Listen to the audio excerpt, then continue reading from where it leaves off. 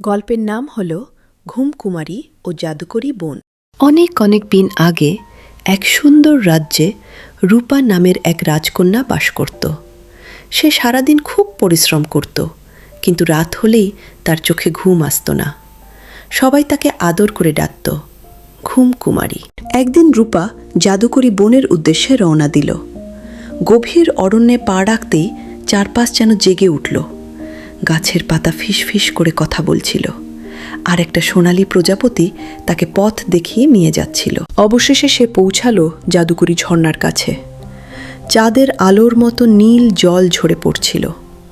রূপা ঝর্ণার পাশে বসতেই এক অপূর্ব মায়াবী কণ্ঠ ভেসে এলো।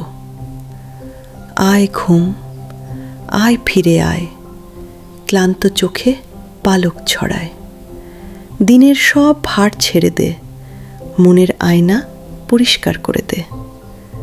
যা করেছিস ভালো করে, এখন বিশ্রাম নেনে রে মেয়ে। রূপা চোখ বন্ধ করল। ঝর্ণার এই মিষ্টি গান তার মনে গভীর শান্তি ছড়িয়ে দিল।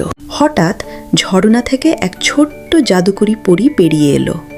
তার ডানায় চাঁদের আলো ঝিলমিল করছিল। পরীটি মৃদু কণ্ঠে বলল, রূপা, এখন তোমার মন হালকা হয়েছে, এবার সত্যিকারের ঘুম আসবে। রূপা গভীর মিষ্টি ঘুমে তলিয়ে গেল। অনেক দিন পর তার মুখে ফুটে উঠল শান্তির হাসি। যখন তার ঘুম ভাঙল, রূপা অনুভব করল সে একদম নতুন হয়ে গেছে। সে রাজ্যে ফিরে এসে সবাইকে শেখালো কিভাবে দিনের শেষে মনের সব ভার ছেড়ে দিয়ে শান্তিতে ঘুমাতে হয়।